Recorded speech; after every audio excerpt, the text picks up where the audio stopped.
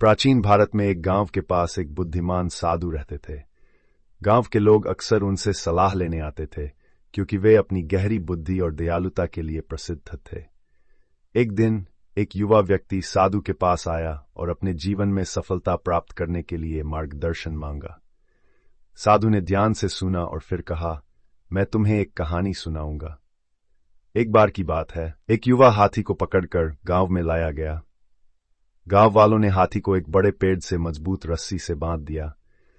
हाथी ने पूरी कोशिश की, लेकिन रस्सी तोड़ने में असफल रहा। समय के साथ उसने अपनी कैद को स्वीकार कर लिया और भागने की कोशिश बंद कर दी। वर्षों बीत गए और हाथी एक शक्तिशाली वयस्क बन गया। अपनी ताकत के बावजूद वह पेड़ से बंधा रहा, ये मानते हुए कि वह कभी भी रस्सी नहीं तोड़ सकता। एक दिन एक बुद्धिमान साधु गांव में आया और हाथी को देखा।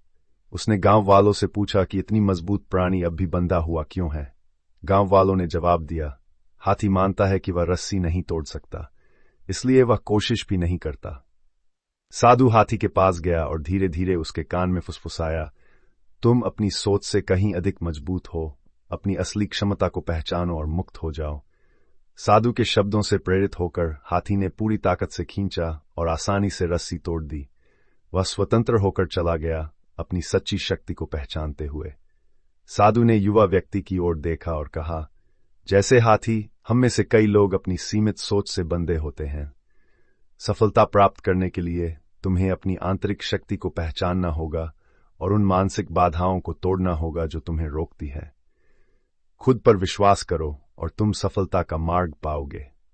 युवा व्यक्ति ने साधु को धन्यवाद दिया और नई प्रेरणा और संकल्प के साथ वहां से चला गया। सफलता प्राप्त करने के लिए आपको अपनी क्षमताओं पर विश्वास करना होगा और उन सीमित सोच से मुक्त होना होगा जो आपको रोकती है। अपनी आंतरिक शक्ति और क्षमता को पहचानो और आप अपने सपनों का पीछा करने का साहस पा सकते हैं।